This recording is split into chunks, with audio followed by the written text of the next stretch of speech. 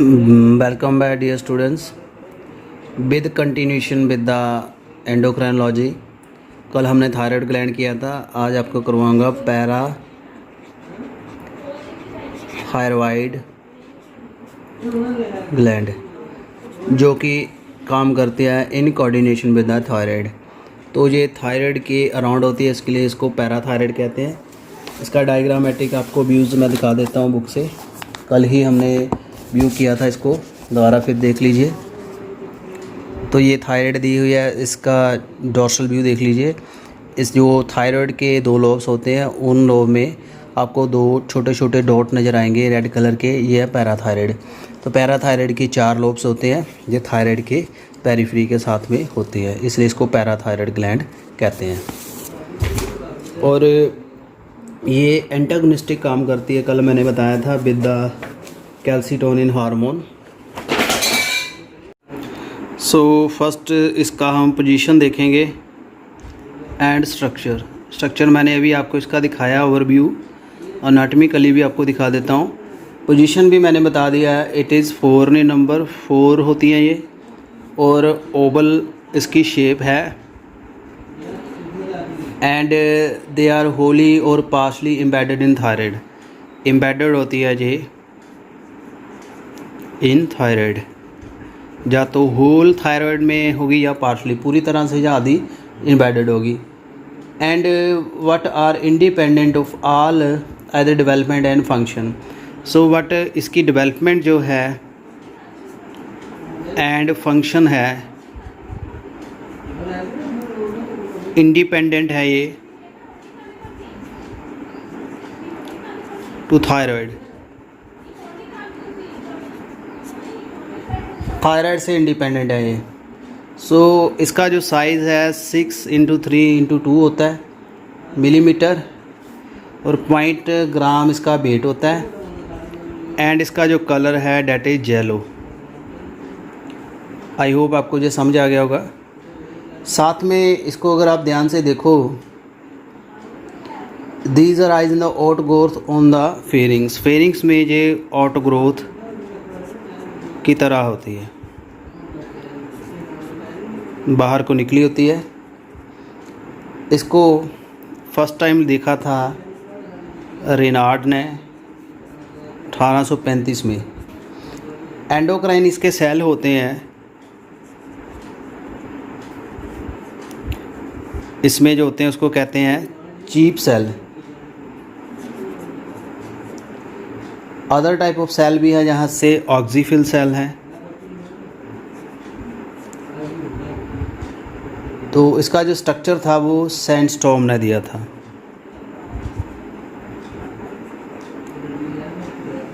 तो इसको आप देख लीजिए, ये इसका काटा हुआ सेक्शन है, इसमें ऑफ आरबीसीज नज़र आ रहे होंगे आपको। ये ऑक्सीफिल सेल हैं, जो बाहर जो सेल हैं ये चीप सेल्स हैं। 2 तरह के यहाँ सेल होते हैं।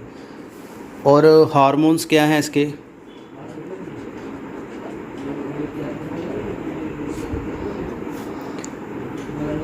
एक्टिव हार्मोन जो यहाँ इससे आता है डेट इज़ द पीटीएच, जिसको हम पैरा हार्मोन कहते हैं, पैरा हार्मोन। इसको कॉलिप्स हार्मोन भी कहते हैं, ये पेपर में आता है, क्योंकि इसको जेम्स बी कॉलिप्स ने स्टडी किया था 1925 में। सो ये पॉलीपेप्टाइड है in nature, it is polypeptide hormone, ये याद कर लीजिए। और इसमें 84 अमीनो एसिड्स होते हैं, मॉलिक्यूलर वेट जो है इसका 9500 होता है। ये नोट कर लीजिए कॉपी पे मेरे साथ साथ, मैंने कल भी आपको कहा था। आई होप आपको समझ आ गया होगा। बाकी फीडबैक में काम करता है, फीडबैक कंट्रोल। फीडबैक कंट्रोल क्या है students? It's creation is stimulated by low level of calcium in the blood. Blood में जब कैल्शियम का लेवल लो हो जाता है तब ये स्टिमुलेटेड होता है than the normal level. So it is shown that the decrease in the calcium in the blood from the normal value 8.4 से टू 9.4 mg ऑफ 100 ml में कम हो जाए तो दो ब्लड डबल और triple the blood plasma level of PTH, इसमें जो PTH का लेवल है 2 या 3 टाइम बढ़ जाता है। Conversely rise in the blood calcium level, फिर इसका काम डाउन हो जाता है। यानी कैल्शियम में जब कैल्शियम का लेवल जब ब्लड में बढ़ जाएगा तो इसका लेवल कम हो जाएगा, जब कैल्शियम का लेवल ब्लड में कम हो जाएगा तो इसका लेवल बढ़ जाएगा। आगे आते हैं इसके फंक्शंस। देखने में ये छोटा सा ग्लैंड है बट इससे रिलेटेड काफ़ी कॉम्प्लिकेशंस अराइज हो जाती हैं, मैं आपको करवाऊंगा। Firstly increase the activity of osteoclast which separate the calcium from the bone into blood plasma. Osteoblast जो बोन के सेल होते हैं, इसकी ये एक्टिविटी को इंक्रीज़ करेगा, उससे कैल्शियम जो है बोन से आ जाता है ब्लड में, यानी बोन का जो कैल्शियम है ब्लड में आने में हेल्प करता है। ये फर्स्ट है। Second, reduce the excretion of calcium in the urine. Urine में जो कैल्शियम है उसको कम कर देगा, एक्सक्रीट नहीं होने देगा। एंड इंक्रीज़ करेगा reabsorption of calcium by loop of Henle, DCT and collecting tubule. ये जो हैं इसको ऑब्जॉर्व कर लेंगे, यूरिन में कैल्शियम लॉस नहीं होगा। Increase absorption of the calcium from the intestine से भी ये कैल्शियम क्या अब्जॉर्व कर देता है, इंक्रीज़ कर देता है कैल्शियम की absorption.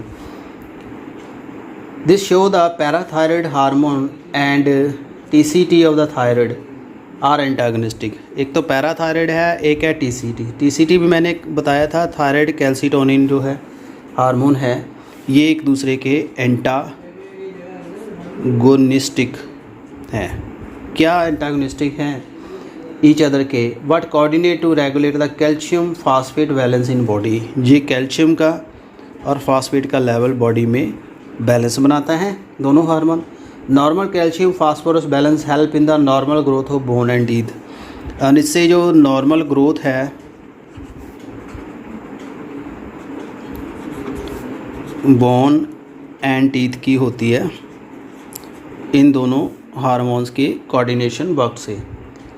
And normal muscle contraction and nerve impulse, muscles भी कंट्रैक्ट करेंगे नॉर्मली एंड नर्व इम्पल्स भी अच्छे से चलेगा।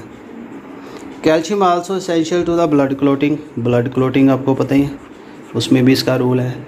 तो ये सारे जो काम हैं दो हार्मोन के थ्रू कंट्रोल होते हैं, calcitonin hormone as well as the पैराथ hormone.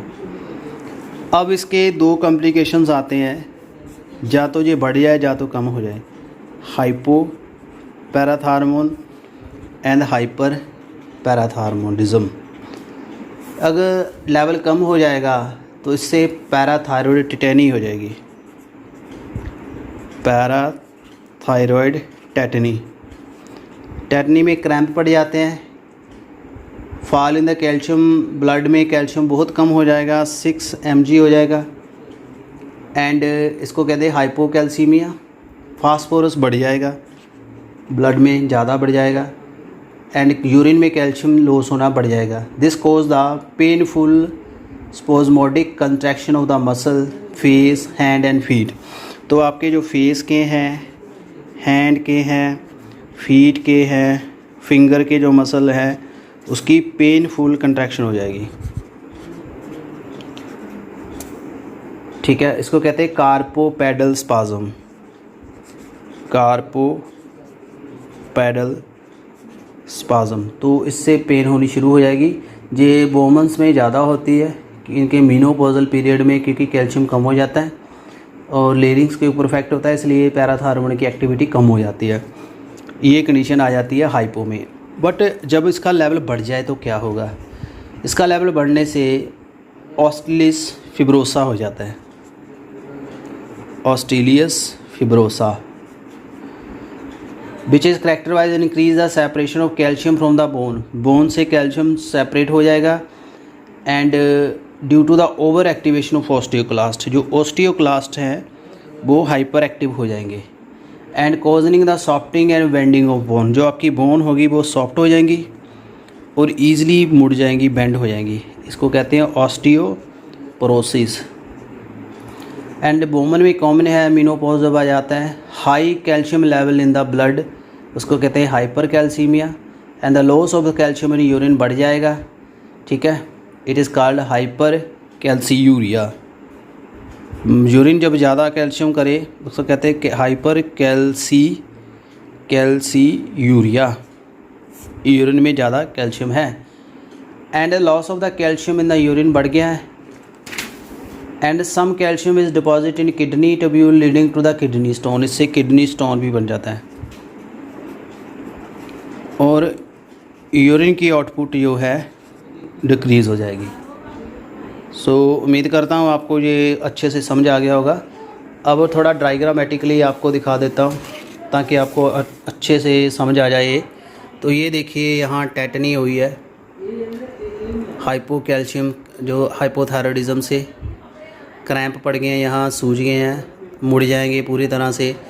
तो ये अपने उंगलियों को या अपने हाथ पाँव को मूव नहीं कर पाएगा, तो इसको कहते हैं हाइपोकैल्शियम टेटनी।